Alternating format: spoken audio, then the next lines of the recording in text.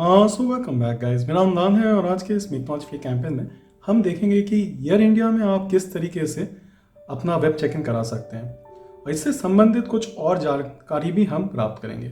अगर आप हमारे इस चैनल में नए हैं तो मेरा आपसे रिक्वेस्ट ये रहेगा कि प्लीज़ चैनल को सब्सक्राइब करें और प्लीज़ हमारे कंटेंट को आपके दोस्तों के साथ, आपके मम्मी पापा या जो भी आप समझते हैं कि जो इस इंफॉर्मेशन को इस्तेमाल कर सके और इससे बेनिफिट पा सके, उनके साथ प्लीज़ इसको शेयर करें। तो आइए आज समझते हैं वेब चेक इन का पूरा प्रोसेस और इसका मतलब क्या होता है। यहाँ पे मैं अपने वाइफ के लिए एक टिकट बुक कर रहा हूँ। वो कोलकाता से हैदराबाद जो है 28 फेब को जाने वाली है। अब टिकट मैं 20 फरवरी को बुक कर रहा हूँ, यानी आप जो है अपना फ्लाइट टिकट कभी भी बुक करा सकते हैं, 14-15 दिन पहले भी। लेकिन टिकट बुक कराने के बाद तो चेक इन प्रोसेस होता है। चेक इन में होता क्या है कि आप अपना बोर्डिंग पास जनरेट करते हैं। आप एक फ़्लाइट में बोर्ड करने वाले हैं तो आपका असाइन सीट सारे चीज़ आपके बोर्डिंग पास में लिखा हुआ रहता है। तो ये बोर्डिंग पास जनरेशन का जो प्रोसेस है ऑनलाइन के माध्यम से, इसको वेब चेक इन बोलते हैं। जब आप एयरपोर्ट में जाके अपना टिकट दिखाते हो और वहाँ से आप अपना बोर्डिंग पास जनरेट करते हैं तो उसको फिजिकल चेक इन बोलते हैं। अगर आप वेब चेक इन कराते भी हैं और अगर आपके पास कुछ सामान है, जैसे 8 kg का कोई सामान है जो कि आप लेके जाना चाहते हैं, तो इसको आपको फिर भी अंदर जाके काउंटर में जमा करना होता है। वहाँ पे फिर उस पर हम लोग एक बैगेज टैग लगा के उसको अलग से कन्वेयर बेल्ट में लेके चले जाते हैं। आप अपने साथ जो लेके जाते हैं उसको आप कहते हो कैबिन बैगेज। कैबिन बैगेज सिर्फ 7-7.5 kg तक आप लेके जा सकते हैं। आपके साथ नॉर्मली एक बैग के तरह होता है। आप फ्लाइट में जाते हो तो ऊपर के तरफ कई सारे ऐसे स्लॉट्स रहते हैं, उसको खोल के आप अपना कैबिन बैगेज रख सकते हैं। उसमें आप अपना लैपटॉप ज़रूर ले सकते हैं, बैटरी चार्जर भी ले सकते हैं, लेकिन उसमें कोई भी इन्फ्लेमेबल सब्सटेंस या कोई चाकू या कोई इस तरीके से हार्मफुल टॉक्सिक चीज़ें आप लेके नहीं जा सकते, क्योंकि फ़्लाइट वाले भी अपना सिक्योरिटी चाहते हैं। आइए और भी थोड़ा समझते हैं वेब चेक इन का प्रोसेस। यहाँ पे जब हमने पिछला ट्यूटोरियल बनाया था तो काफ़ी लोगों ने हमसे ये पूछा 2 सवाल प्राइमरीली कि ये कब कर सकते हैं हम। फ्लाइट हमारा 28 तारीख को अगर मान के चलिए 10 बजे का है, तो अधिकतर सारे ही एयरलाइंस ये परमिट करते हैं कि आप 48 आवर्स बिफोर डिपार्चर, यानी 2 दिन पहले डिपार्चर से, तो 26 तारीख 10 बजे से लेके मैं अपना वेब चेक इन का प्रोसेस जो है मैं इनिशिएट कर सकता हूँ। वेब चेक इन हम करके दिखाएंगे। इस दौरान आप अपना बोर्डिंग पास जनरेट करते हैं और एक डिक्लेरेशन भी देते हैं कि आप कोई भी इन्फ्लेमेबल या डेंजरस या टॉक्सिक सब्सटेंस कैरी नहीं कर रहे हैं ऑन बोर्ड में। और हाँ, एक कोविड डिक्लेरेशन भी अब बहुत ज़रूरी हो चुका है, तो वो भी हम देखेंगे। एक सवाल ये भी था कि अगर हम बोर्डिंग पास जनरेट कर ही ले रहे हैं तो क्या हम जब एयरपोर्ट में जाते हैं तो क्या हम सीधा फिजिकल सिक्योरिटी चेकिंग के लिए जा सकते हैं। होता क्या है कि हमारे पास अगर मान के चलिए कैबिन बैगेज छोड़ के भी अपना कुछ 10-12 kg का सामान है। नॉर्मली फ़्लाइट्स 10 kg तक ही अलाउ करती है, लेकिन एयर इंडिया में 25 kg देते हैं। तो ये जो होता है ये हम एक्चुअली एयरलाइन के काउंटर में जाके सबमिट करते हैं। वो उसको स्कैन करके फिर बैगेज टैग लेके कन्वेयर बेल्ट में जमा कर देते हैं। और ये एक्चुअली हमारे साथ नहीं चलता, ये चेक इन लगेज है। हमारे साथ जो चलता है वो होता है कैबिन बैगेज। अगर आपके पास केवल कैबिन बैगेज ही हो तो आप वेब चेक इन का बोर्डिंग पास जनरेट करने के बाद ज़रूर जा सकते हैं सिक्योरिटी चेक इन के लिए डायरेक्टली CISF के पास। एक चीज़ ध्यान रखिए, जब आप बोर्डिंग पास जनरेट करते हैं वेब चेक इन में, अक्सर टर्मिनल गेट के बारे में कुछ लिखा नहीं रहता। आपका जो एयरपोर्ट है उसमें कई सारे गेट्स होते हैं। हर एयरलाइन का गेट डिफरेंट होते हैं, इनको बोर्डिंग गेट्स बोला जाता है। तो आपका जो टर्मिनल गेट है, जैसे मान के चलिए मैं एयर इंडिया का फ्लाइट बुक कर रहा हूँ, एयरपोर्ट में हो सकता है 10, 11, 12, 7 इस तरीके से काफ़ी सारे टर्मिनल गेट्स होते हैं। होता क्या है कि एक बार आपने अपना जो है चेक इन बैगेज दे दिया, फिर वहाँ पे चेक इन बैगेज के दौरान ही वो आपको बता देगा कि आपका टर्मिनल गेट कौन सा है, कि कौन से गेट से आपका फ्लाइट छूटेगी। इसके बीच टर्मिनल गेट तक जाने से पहले ही आपका फिजिकल चेकअप होता है। CISF वाले आपको लाइक इस तरीके से एक बिना सामान का आपका चेकअप कराते हैं। उस समय आपका बोर्डिंग पास में एक ठापा भी लगा देते हैं कि आपका सब कुछ अब सही है। वहाँ पे ही आपका नॉर्मली कैबिन बैगेज भी आप सब निकाल के एक ट्रे में रखते हैं, उसका भी एक्सरे स्कैन होता है। फिर आप अपना सामान और आप फिर जाते हैं टर्मिनल गेट के पास। फिर आप टर्मिनल गेट में जब आपका फ्लाइट का अनाउंसमेंट होता है, अपना बोर्डिंग पास जो है वो दिखा सकते हैं। एज ऑन डेट आप अपना बोर्डिंग पास मोबाइल पे भी रख सकते हैं, आपको एयरपोर्ट में एंट्री मिल जाएगा। लेकिन जब आप अपना फिजिकल चेकअप कराते हैं, यानी सिक्योरिटी चेक इन कराते हैं CISF से, तो उन लोग फिजिकल प्रिंट मांगते हैं, क्योंकि उसमें उनको ठापा लगाना होता है। एक और बात बता दूं, आप अपने मोबाइल से एयरपोर्ट में एंट्री कर लेने के बाद वहाँ पे आपका एयरलाइन का कियोस्क रहता है काउंटर के बाजू में ही। तो कियोस्क में आप अपना फ्लाइट सेलेक्ट कर लीजिए, ये इंडिगो है, एयर इंडिया है, जो भी कुछ। PNR नंबर दे देंगे तो आपका बोर्डिंग पास का प्रिंट आप वहाँ से भी निकाल सकते हैं। तो आइए अब शुरू करते हैं कि एयर इंडिया में अगर आपने टिकट बुक करा रखा है तो आप कैसे वेब चेक इन करा सकते हैं। ये प्रोसेस सिर्फ एयर इंडिया के लिए ही नहीं, सारी फ्लाइट्स के लिए मोटा मोटी सेम ही रहेगा। तो आइए शुरू करते हैं। तो यहाँ पे हम एयर इंडिया के वेबसाइट में आ चुके हैं। जाहिर सी बात है, क्योंकि हमारे पास एयर इंडिया का टिकट है तो हम एयर इंडिया के वेबसाइट से ही वेब चेक इन कराएंगे। इसके पहले कि हम शुरू करें, मैं आपको वापस बता दूं कि टिकट करना और चेक इन कराना दो अलग अलग चीज़ें हैं। टिकट करा लेने के बाद भी प्लेन में बोर्ड करने के लिए आपको बोर्डिंग पास की ज़रूरत होती है। तो टिकट से आप अपना बोर्डिंग पास जो है फिजिकली भी एयरपोर्ट पे जाके आप अपने स्पेसिफिक एयरलाइंस के काउंटर में जाके जनरेट करा सकते हैं, या वेब से भी करा सकते हैं। तो वेब से जो आप प्रोसेस करते हो उसको वेब चेक इन बोलते हैं, और जो आप एयरपोर्ट पे जाके करते हो उसको फिजिकल चेक इन बोलते हैं। वेब चेक इन जो होता है 48 आवर्स बिफोर फ्लाइट डिपार्चर से आप शुरू कर सकते हैं। अधिकतर यही होता है हर फ्लाइट में। तो अब हम एयर इंडिया वाले वेब चेक इन कराएंगे। एयर इंडिया के वेबसाइट में हम जा चुके हैं और यहाँ पे अगर आप देखेंगे, जस्ट जैसे मैं स्क्रॉल डाउन करता हूँ, यहाँ पे वेब चेक इन का ऑप्शन है। आप जब टिकट बुक करते हैं तो वहाँ पे आपको PNR नंबर मिलता है, चाहे कोई भी फ्लाइट हो, कोई भी एयरलाइंस हो। तो यहाँ पे आप देख सकते हैं कि वेब चेक इन अवेलेबल है 48 hours and up to 2 hours for international flights and up to 1 hour for domestic flight. तो यानी अगर मान लीजिए 26 तारीख का मेरा फ्लाइट है तो मैं 24 तारीख से शुरू कर सकता हूँ, और 26 तारीख को अगर 5 बजे की है तो 26 तारीख 4 बजे तक मैं वेब चेक इन करा सकता हूँ। लेकिन वैसा इतना लेट करने की ज़रूरत नहीं है जैसे बता रहा हूँ। तो यहाँ पे मुझे अपना टिकट के कुछ डिटेल्स देने होंगे। तो मैं जब टिकट बुक करता हूँ, आप जो भी एयरलाइंस का टिकट बुक करते हो तो उसमें आपको इस तरीके से कुछ मिलेगा, जहाँ पे एयरलाइन का PNR नंबर, जैसे कि आप रेलगाड़ी भी चलते हैं तो PNR नंबर रहता है, तो PNR नंबर आप यहाँ पे दे देंगे। और फिर ये टिकट जो है कोलकाता से हैदराबाद है, तो यहाँ पे डिपार्टिंग एयरपोर्ट देखेंगे आप, डिपार्चर एयरपोर्ट, यानी कहाँ से छूट रही है, कोलकाता से छूट रही है। कंटिन्यू। तो अब हम नेक्स्ट स्टेप में जाएंगे। एक्चुअली होता क्या है कि वेब चेक इन के दौरान आप अपना पैसेंजर को सिलेक्ट करके अपना सीट एलोकेशन डिटरमाइन करते हैं। जो मिडिल सीट्स या जो ज़्यादा अच्छी सीट्स नहीं है वो फ्री रहते हैं, लेकिन जो भी विंडो सीट्स या जो प्रेफरेबल विद ज़्यादा लेग स्पेस जहाँ पे आप अपना पैर आराम से रख सकते हैं, उनके लिए चार्जेस होती हैं। तो यहाँ पे हम पहले पैसेंजर को सिलेक्ट कर लेंगे। मेरी वाइफ, उनके मम्मी पापा और हमारा बेटा जो है वो इस फ्लाइट में चल रहे हैं। आइए इसको कंटिन्यू कर देते हैं। तो पैसेंजर सिलेक्शन यहाँ पे हो गया। फिर से PNR डिटेल के बारे में पूछा जा रहा है, तो फ्लाइट का PNR हम दे देते हैं, और कोई भी पैसेंजर का लास्ट नेम, प्रेफरेबली पहले पैसेंजर का लास्ट नेम दे दीजिए। तो मैं आपको फिर से दिखा देता हूँ। मैंने जब टिकट बुक किया था तो ये बेसिकली मेरा टिकट है। तो यहाँ पे आप देख सकते हैं जो मेरे पैसेंजर्स हैं, तो पहला पैसेंजर का जो लास्ट नेम है घोष, तो मैं वो दे दे रहा हूँ, ये PNR नंबर।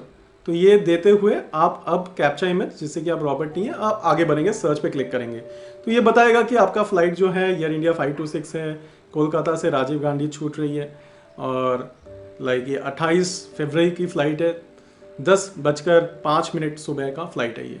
तो ठीक है, इसको हम सिलेक्ट करेंगे।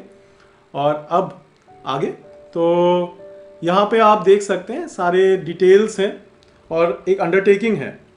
तो ये बेसिकली अब जो कोविड आया है, कोविड में कुछ डेस्टिनेशंस में ज़्यादा कोविड हो रहा है, तो हर एयरलाइंस एक अंडरटेकिंग फॉर्म आपसे भरवाती है, जहाँ पे वो ये डिक्लेयर कराना चाहती है आपसे कि आपके पास कोई सिम्टम्स नहीं है, आप कहाँ जा रहे हो, वहाँ का एड्रेस, तो ये सब आप फिल कर लेंगे और सबमिटेड बाय सेल्फ। और ये आप एक बार देख सकते हैं, ये बिल्कुल आपका आरोग्य सेतु ऐप के जैसे ही है। तो उसमें भी आप यही सब बोलते हैं कि हमने कभी, हमारा कुछ भी फीवर नहीं है, कोई सिम्टम्स नहीं है। So do you fulfil, yes करके और फिर कैप्चा का आप देखें और फिर आगे बढ़ेंगे, राइट। इसके बाद आप सबमिट कर देंगे। तो ओके, बेसिकली हमने यहाँ पे गलती से 4 लिख दिया था। ये हमारे बुकिंग टिकट में भी ये एक ही पैसेंजर है, तो इनके लिए एक ही लिख सकते हैं। अब हम सबमिट कर देंगे। तो एक बार आप जैसे कि अंडरटेकिंग दे देते हैं, उसके बाद आप अपना कॉन्टैक्ट नंबर, मोबाइल नंबर, ये सब कुछ देके फिर कंटिन्यू करेंगे।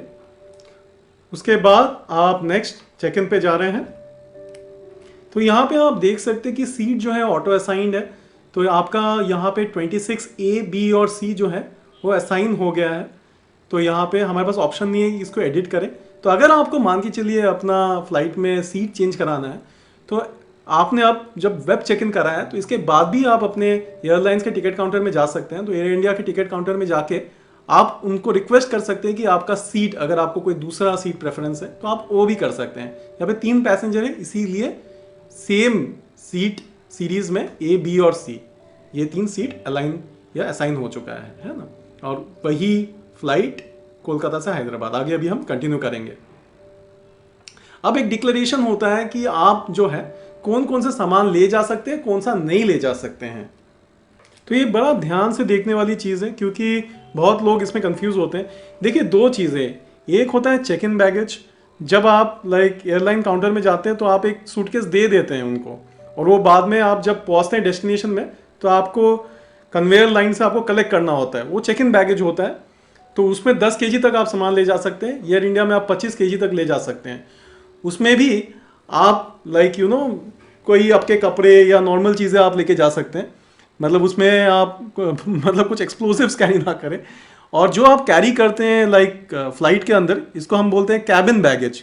फ्लाइट की कैबिन के अंदर जो आप ले सकते हैं, तो इसमें आपका लैपटॉप ज़रूर जा सकता है, even power banks, battery charger ले जा सकते हैं। मैं थोड़े दिन पहले ट्रैवल कर रहा था तो मुझे परमिट किया है, ऐसा कुछ नहीं कि आप लेके नहीं जा सकते, तो लेके ज़रूर जा सकती है ये 2 चीज़ें। लेकिन अगर जैसे कि लाइटर हो या नाइफ हो या कोई भी शार्प सब्सटेंस हो, तो ये कैबिन में आप लेके नहीं जा सकते। इसके पीछे लॉजिक ये है कि अगर मान के चलिए कोई हाईजैकर हो तो उनके पास ऐसा सामान हो सकता है, या किसी के पास मान के चलिए कि कुछ इन्फ्लेमेबल सब्सटेंस हो, तो फ्लाइट में बर्निंग का एक चांस पॉसिबिलिटी बन जाती है। तो इसलिए इन चीज़ों को प्रोहिबिट किया जाता है कि आप ऑन बोर्ड यानी कैबिन में कैरी ना करें।